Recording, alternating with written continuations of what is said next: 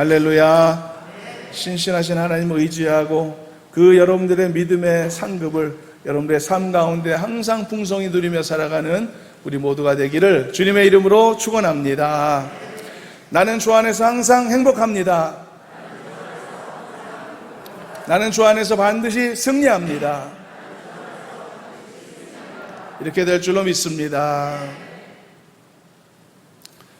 코로나 걸렸던 사람이 승리를 말할 수 있을까 싶은 생각도 있으시죠? 제가 지난주에 코로나로 자가격리 중에 있으면서요, 여러 가지 생각을 했는데 그 중에 이런 생각을 했습니다.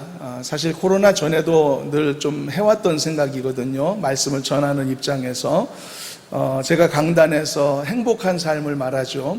그리고 믿음의 승리를 말하고 치유와 회복에 대해서 많이 선포하지 않습니까? 물론 이 모든 은혜와 축복의 근거는 당연히 예수님의 십자가, 하나님의 말씀의 약속에 근거한 것이니까 아무 문제 없는 것입니다만, 그런데 저에게 그런 생각이 문득 들기도 했습니다. 지난주만의 생각은 아니었는데요. 만일 나에게 건강에 문제가 생기거나 또 삶에 어떤 어려움이 닥쳤을 때 그때도 변함없이 행복한 삶과 믿음의 승리를 담대하게 말할 수 있을까라는 그런 부분이었습니다. 이것은 말씀을 전하는 저에게도 아주 큰 도전이 될 수도 있는 부분이거든요. 예전에는 그래서 이런 질문에 대한 답을 스스로 이렇게 내리면서 이런 생각도 한 적이 있었습니다. 나의 삶과 나의 환경이 변화된다면 변화된 환경에 맞는 그런 말씀의 내용들을 하나님이 나에게 주실 것이고, 그리고 그러면 나는 그 주어진 그 상황에 따라서 꾸밈 없이 진솔하게 거짓됨 없이 그 말씀을 전하면 되지 않겠는가라는 생각을 했었습니다. 그리고 이런 생각에는 지금도 변함은 없습니다만, 그러나 이보다 더 좋은 것을 구해야 되겠구나라는 생각을 이번에 더 이렇게 좀 깊이 하게 됐습니다. 그래서 이 부분에 대해서 더 미리 기도해야 되겠구나 하는 생각을 했는데요. 저에게 두 가지 기도 제목이 더 구체적으로 이제 생각이 되었는데요. 첫 번째는 하나님, 제가 변함없이 성도들에게 치유와 행복과 또 회복과 승리를 선포할 수 있도록 저에게 평안한 삶과 강건한 삶을 주십시오 라는 기도를 해야 되겠구나는 도전이 더 깊이 들었고요. 또 두 번째는 어쩌면 더 중요한 부분인데요.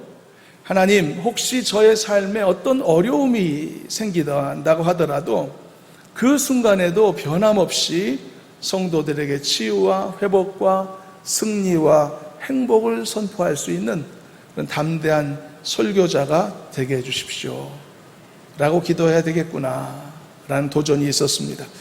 이것이 목회자로서 제가 갖게 된 기도 제목인데요. 여러분들도 저를 위해서 기도하실 때 이렇게 기도해 주셨으면 좋겠습니다. 저도 여러분들을 위해서 동일하게 기도하도록 하겠습니다. 어려움이 있더라도, 힘든 일이 있더라도 변함없이 믿음의 선포를 할 수 있는 담대한 용사가 되시기를 저는 소망하는 것입니다. 사실 오늘의 말씀의 주제도 내용도 그와 일맥상통하는 부분이라고 할 수가 있겠는데요. 이제 오늘 말씀을 한번 들어가 보도록 하겠습니다. 여러분들은 겸손한 사람을 좋아하시나요? 아니면 당당한 사람을 좋아하시나요? 성향에 따라 아마 다양한 성향들을 갖고 계실 텐데, 아마 숫자 확률로 보면은 대부분 좀 겸손한 사람을 더 선호할 것이라는 생각을 해보게 됩니다. 근데 이런 대답이 많은 이유를 생각해 볼 때 아마 좀 그 안에 잠재적인 방어 기제가 있기 때문이 아닐까 생각도 드는데요. 내 주변에 좀 겸손한 사람, 온유한 사람으로부터 받는 혜택보다는 좀 너무 당당하고 좀 교만하고 좀 당당함이 지나치면 교만하죠. 그런 모습들로 인해서 나에게 어떤 스트레스나 좀 피해가 오는 상황을 더 많이 경험한 사람들이 확률적으로 더 많을 것 같다고 생각이 들어서, 그래서 나는 겸손한 사람이 더 좋아, 온유한 사람이 더 좋아, 이런 생각을 더 많이 하게 되는 것이 아닐까 생각을 합니다. 그렇지만 좀 이제 질문을 조금 달리 해서요, 예를 들어 이렇게 질문한다면 어떤 대답이 있을까요? 예를 들어 여러분들의 남편이 또는 여러분들의 아들이, 자식들이 바깥에 나가서 어떤 사람이었으면 좋을까요? 그때 질문하면 아마 좀 다른 대답이 있을 것 같습니다. 더 자신 있고 더 당당하고 더 꼴리지 않고 누구에게도 지지 않는 좀 자신감 있는 사람이었으면 좋겠습니다 라는 대답이 나올 수 있을 것 같습니다. 그러니까 피해의식을 느끼지 않아도 되는 상대에 대해서는 이런 대답이 충분히 가능하다는 뜻이 되겠죠. 그렇다면 우리 속에 있는 이런 잠재적인 방어 기제, 이런 피해의식을 다 우리가 제거하고, 그리고 또 우리 속에 있을 수 있는 그 착한 사람 신드롬이라는 게 있거든요. 나는 항상 착해야 돼, 또 사람들에게 칭찬받아야 되고 또 좋은 사람의 모습을 보여야 된다는 그런 스트레스가 사람들에게 있는 경우가 많은데, 그런 것까지도 우리가 다 일단 내려놓은 상태로 이런 부담도 다 제거하고 정말 내가 갖고 싶은 성향, 내가 갖고 싶은 태도를 선택하라고 한다면 여러분들은 어떤 선택을 하실 수 있을까요? 그리고 이런 질문을 해봅니다. 여러분들은 겸손한 사람이 되고 싶나요? 아니면 당당한 사람이 되고 싶나요? 이 질문을 좀 바꿔서 어떤 것이 나의 아버지 하나님이 나에게 원하시는 모습일까요? 그리고 어떤 것이 그리스도인다운 믿음의 모습으로 살아가는데 더 어울리는 성향일까요? 그것은 여러분, 당당한 사람으로 살아가는 것입니다. 그게 믿음의 사람다운 모습입니다. 하나님도 그렇게 우리에게 요구하실 것입니다. 우리가 바깥에 나가 내보내는 우리의 남편, 우리의 아내, 우리의 자식들이 세상에서 어떻게 살기를 바라는지 우리가 생각했던 것처럼 하나님도 역시 세상으로 파송하여 보내는 우리 모두에게 바로 이런 모습을 원하실 것이라는 말입니다.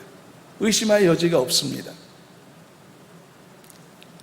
그래서 오늘 우리는 이 건강한 자신감에 대해서 말씀을 나누려고 합니다.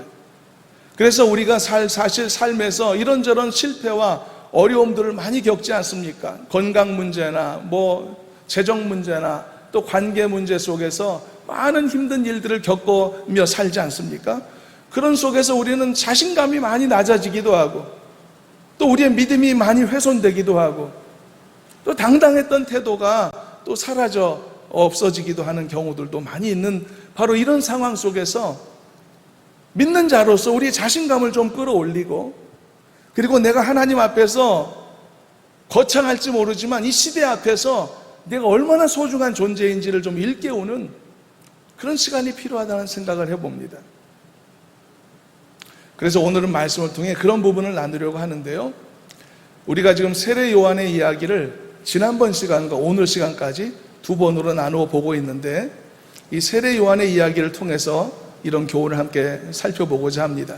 오늘은 좀 약간 성경 공부 같은 느낌이 없지 않아 있을 것 같은데요, 조금 어렵더라도 잘 따라오시면 크게 무난히 이렇게 지날 것 같습니다. 오늘 본문의 말씀은 어떤 것이냐면, 예수님에게 질문을 하기 위해서 세례 요한이 제자들을 보냈어요. 제자들을 보내서 예수님과 대화를 마쳤죠. 그리고 이제 그 세례 요한의 제자들이 떠난 후에 예수님께서 따로 제자들을 불러셔서 자신의 제자들을 부르셔서 대화하신 내용이 오늘 본문의 내용입니다. 우리는 지난 말씀이었던 11장의 앞부분을 보았을 때 어떤 내용이 있었죠? 세례 요한이 감옥에 갇혔습니다. 그리고 절망적인 상황 속에서 메시아이신 예수님을 의심하는 발언을 하게 되었었죠. 그런 내용을 함께 나누었는데요, 그때 예수님에게 했었던 질문이 어떤 것이었었죠? 오실 그분이 당신이 맞습니까? 라는 질문이었죠. 우리가 다른 일을 더 기다려야 되나요? 라는 질문이었죠. 이것은 빼도 박도 못하는 의심의 모습이었던 것은 말할 수 없는 부분입니다. 분명한 사실입니다. 그래서 예수님께서는 세례 요한의 제자들에게 말씀하셨죠. 너희들이 지금 듣고 보는 것을 그대로 가서 세례 요한에게 알려라. 그러면서 내가 바로 너희들이 기다린 메시아다라고 하는 사실을 분명하게 알려주셨었습니다. 그렇게 하고 세례 요한의 제자들이 떠났을 때 예수님이 이번에는 자신의 제자들을 불러오셔서 그에 관한 이야기를 좀 더 자세하게 하셨던 것이 오늘 본문의 내용인 것이죠. 사실 예수님의 제자들도 그 당시 적지 않이 실망했었을 것입니다. 세례 요한이 어떻게, 다른 사람도 아니고 세례 요한이 어떻게 예수님을 의심하였을까? 그렇지만 예수님께서는 이런 세례 요한의 의심의 문제를 계기로 해서 세례 요한이 얼마나 연약한 존재인가, 이런 것을 지적하신 것이 아니고 그보다 훨씬 더 중요한 부분을 제자들에게 가르쳐 주게 되었던 것입니다. 그 말씀의 시작은 이런 것입니다.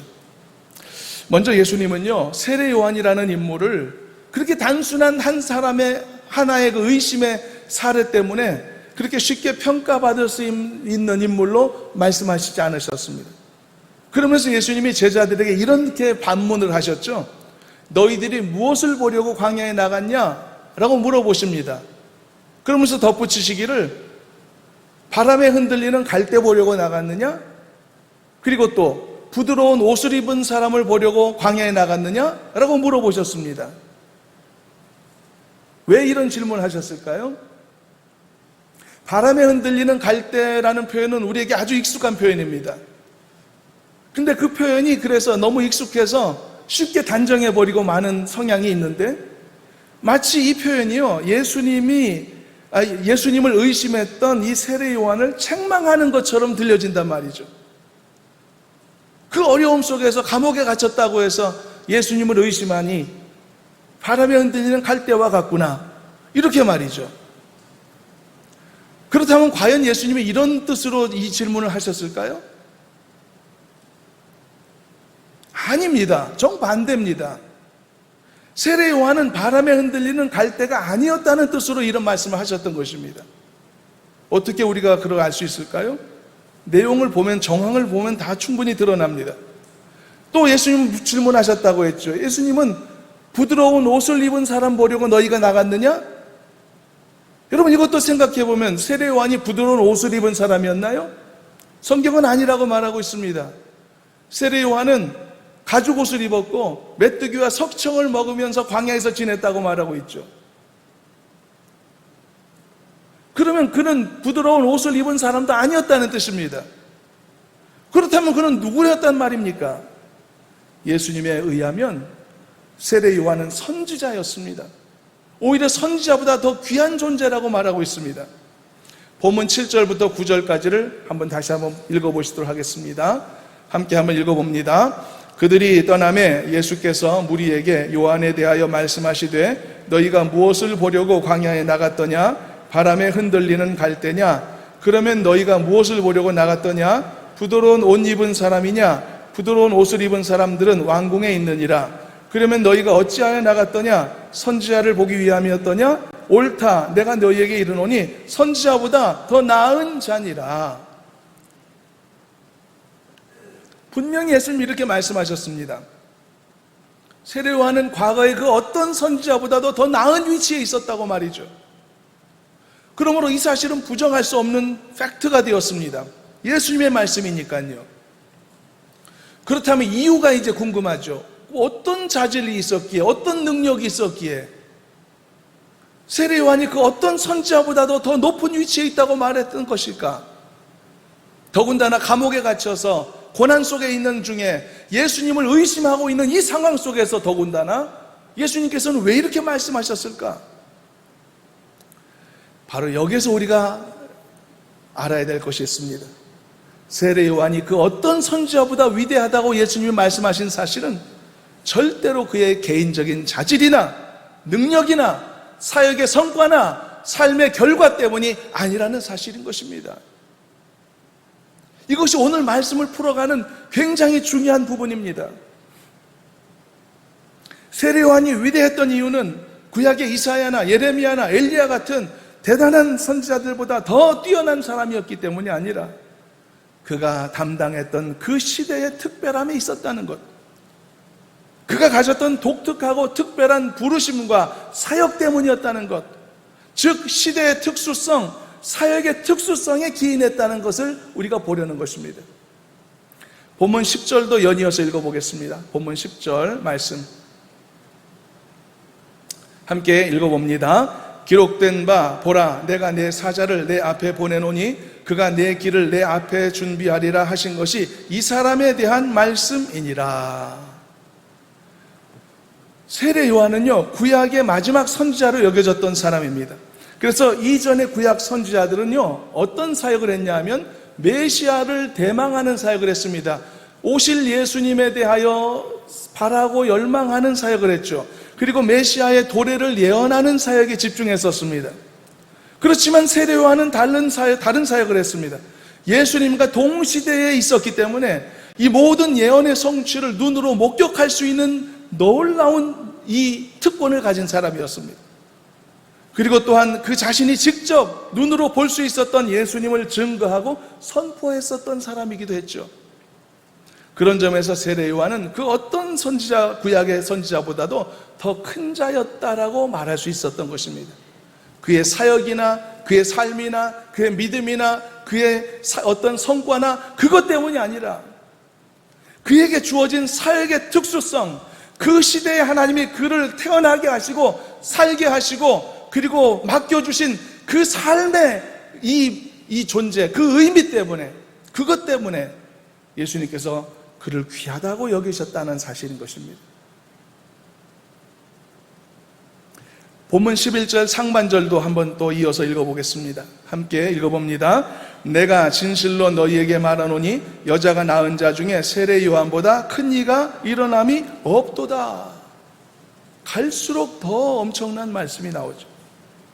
마찬가지로 이해해야 됩니다. 정말 세례 요한이 그때까지 어떤 인류보다도 더 머리도 좋고 용모도 준수하고 모든 것에 유능했기 때문인가? 그렇지 않다는 것입니다.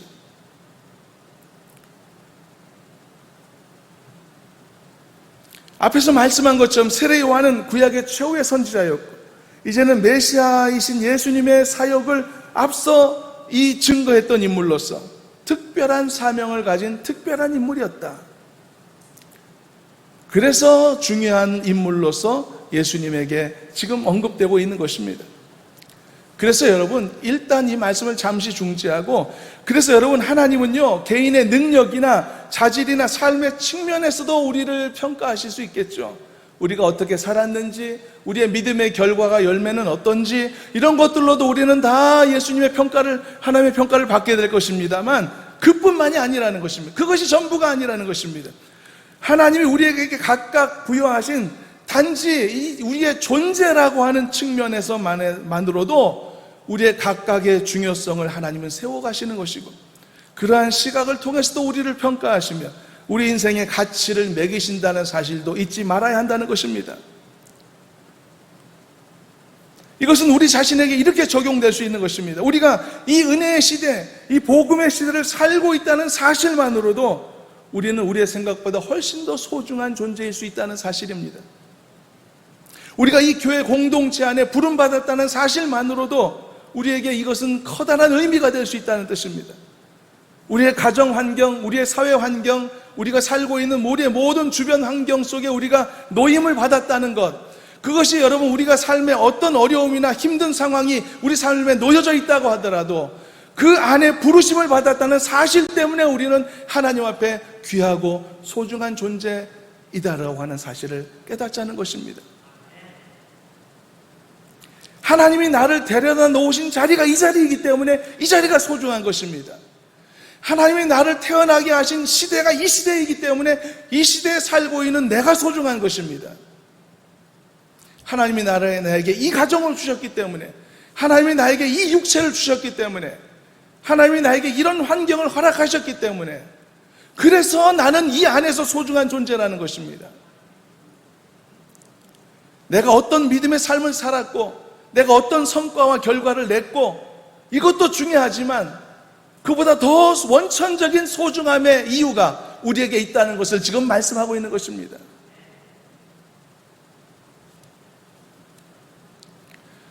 그래서 여러분, 이 사실만으로 우리가 신앙의 자존감을 세우자고 하는 것입니다. 교만함을 갖자는 것이 아닙니다. 교만과 자존감은 아주 다른 것이죠. 잘못된 자만심과 헛된 자랑은 그를 넘어지게 만들죠.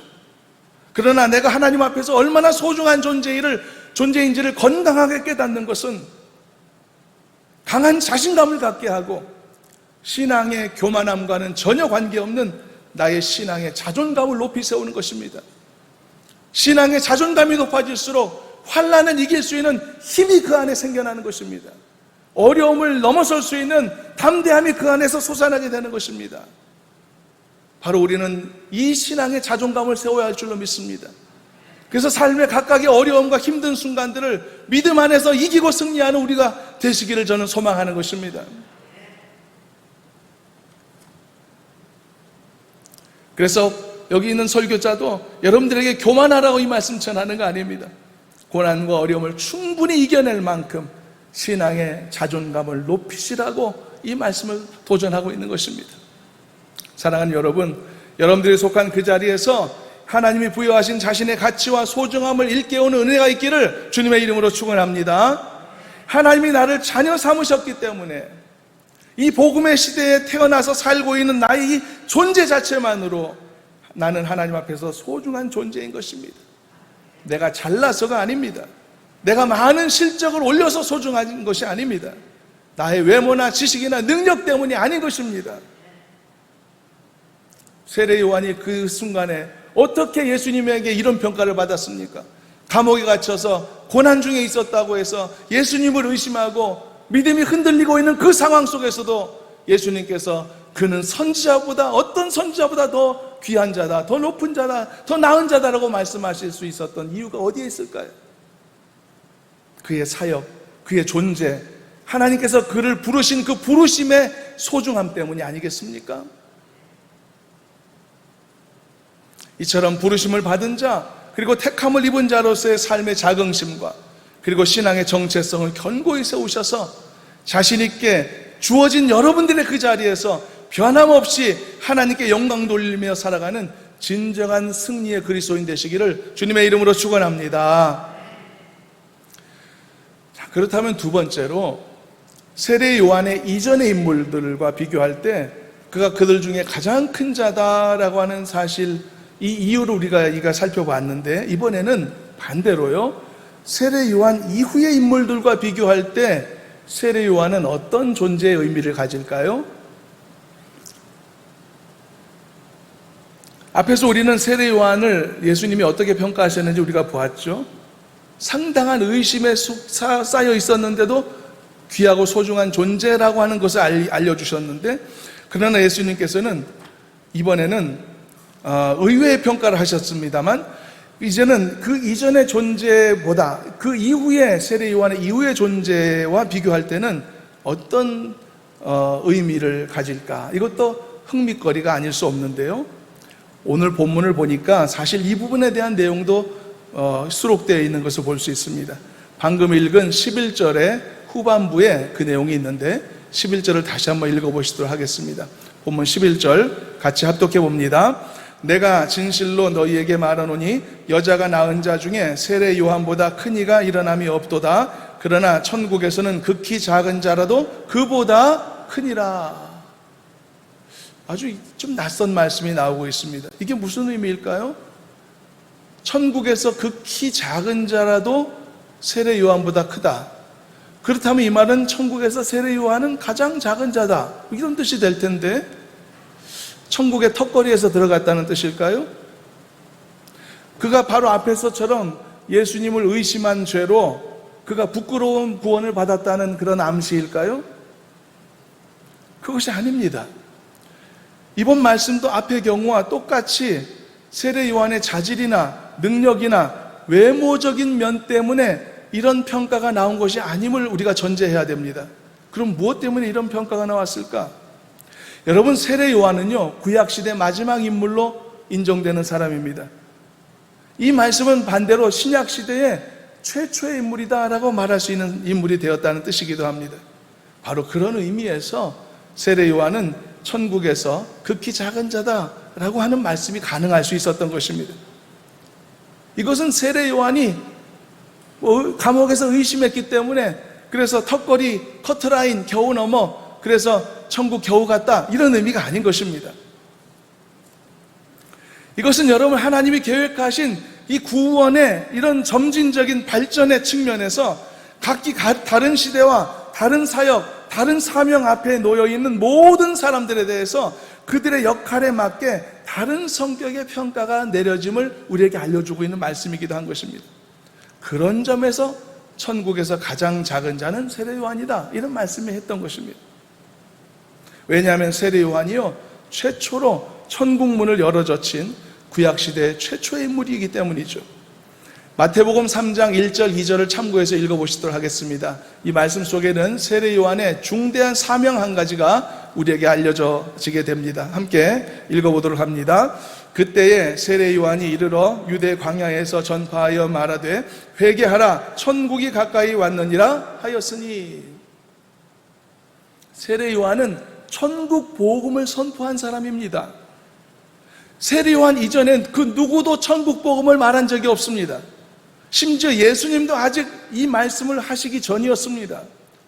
그러나 세례 요한이 최초로 이 세상에서 천국의 도래를 선포한 인물인 것입니다. 그러므로 메시아의 앞길을 예비하는 특수한 사명을 가진 자로 이 세례 요한은 그 세상 앞에 천국 복음을 선포했던 것이죠. 그래서 바로 그때부터 천국의 문이 열리기 시작했다는 뜻입니다. 그래서 예수님의 복음을 들은 수많은 사람들이 마치 굳게 닫혔던 성문이 순간 열리게 되었을 때 수많은 사람들이 우르르 앞다투어서 그 성문 안으로 달려 들어가는 모습처럼 수많은 사람들이 이 복음의 말씀을 통해서 천국문을 통과하는 이 장엄한 구원의 역사가 펼쳐지게 되었던 것입니다. 이 놀라운 역사의 물꼬를 트었던 인물이 바로 세례 요한이라는 뜻입니다.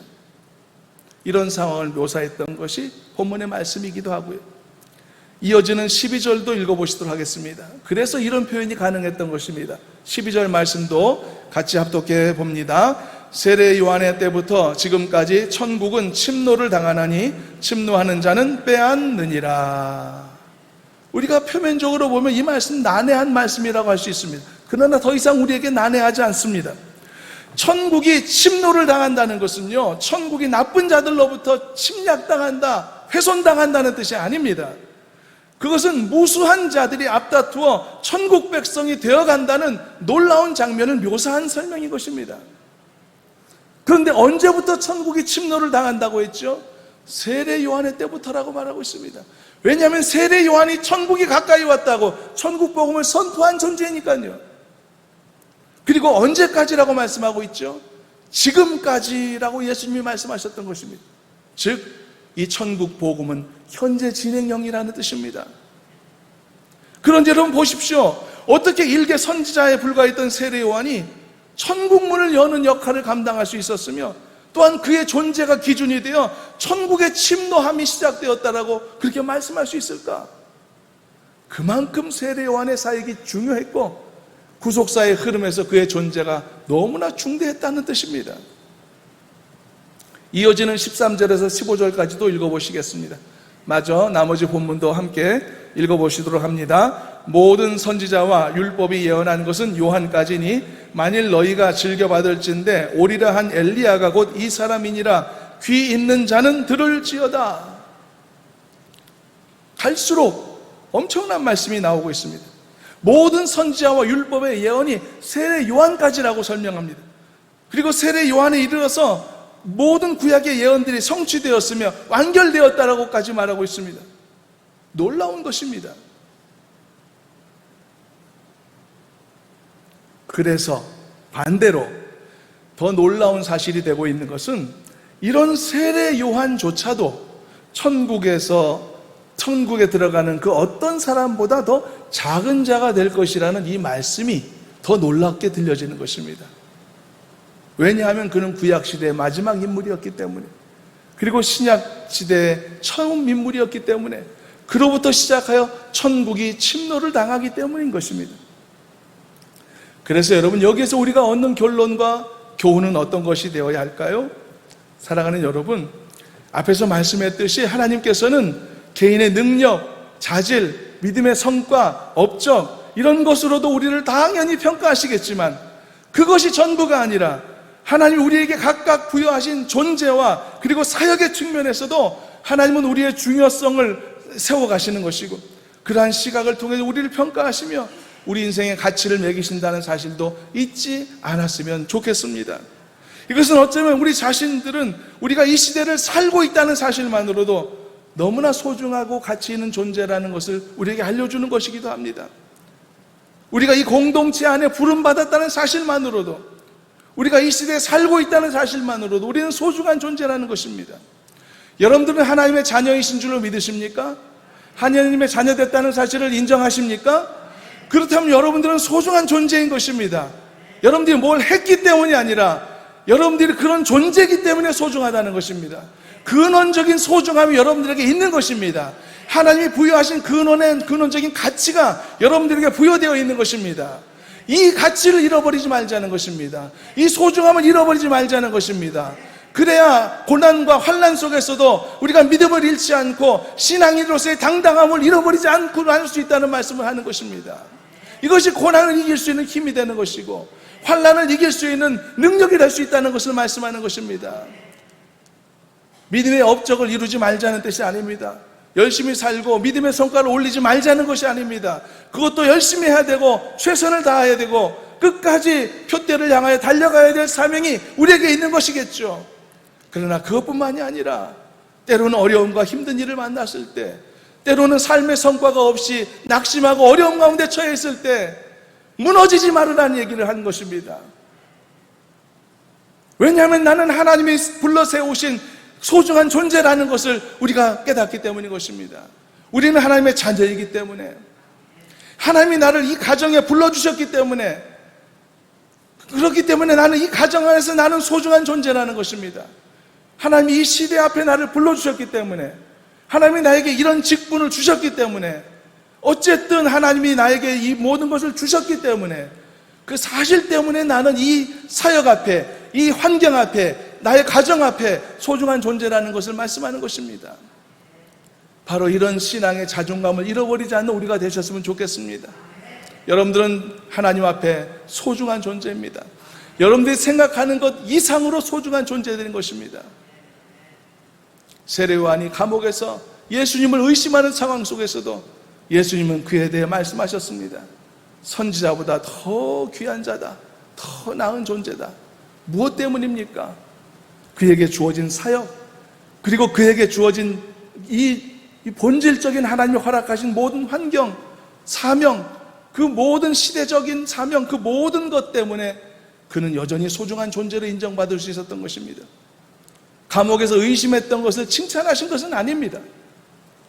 그러나 어려움 가운데, 환난 가운데 있었다 할지라도 예수님께서는 세례 요한의 그 사역과 존재를 인정해주고 그를 세우셨던 것처럼, 사랑하는 성도 여러분, 어떤 어려움과 환난과 힘든 순간이 있다고 할지라도 여러분들은 하나님의 자녀라는 사실을 그래서 잊지 말자고 말씀하는 것입니다. 하나님의 자녀임을 잊지 말고 사시기를 축원합니다. 하나님의 택함 받은 사람임을 잊지 마시기를 축원합니다. 여러분들의 지금 삶의 환경이 아무리 열악하다 하더라도 하나님이 그곳에 여러분들을 불러 세워주셨고 그리고 파송하셨다는 사실을 잊지 마시길 바랍니다. 그러므로 그곳에서 하나님의 뜻을 이루어 가시길 바랍니다. 그곳에서조차도 당당하게 서 가시길 바랍니다. 그곳에서 주의 뜻을 이루어가는 충성된 성도들이 되시기를 주님의 이름으로 축원합니다. 이것이 오늘 말씀의 도전이었습니다.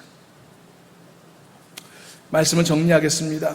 여러분, 부부간이나 친구들 사이에서도요, 상대가 나를 소중하게 생각한다라고 하는 것을 알았을 때 큰 감동과 위로가 주어지지 않을까요? 그것처럼 여러분, 이 사실도 분명히 알아야 합니다. 하나님이 나를 얼마나 소중하게 여기시는지, 하나님이 나 같은 한 작은 인생을 얼마나 귀하게 보시는지, 얼마나 많은 영적, 육적 자원들을 나에게 쏟고 계시는지를 여러분 깊이 깨닫는 우리가 되었으면 좋겠습니다. 이 사실을 깊이 알수록 나는 위로를 얻고 더 힘과 용기를 얻게 될 줄로 믿습니다. 그러므로 믿는 자로서 자긍심을 세워가시길 바랍니다. 신앙의 자존감을 지금보다 더 높이 세우시길 바랍니다. 여러분들은 하나님의 자녀들입니다. 여러분들은 하나님의 사람들인 것입니다. 여러분들은 세상이 감당 못할 그리스도의 제자이며 용사들인 줄로 믿습니다.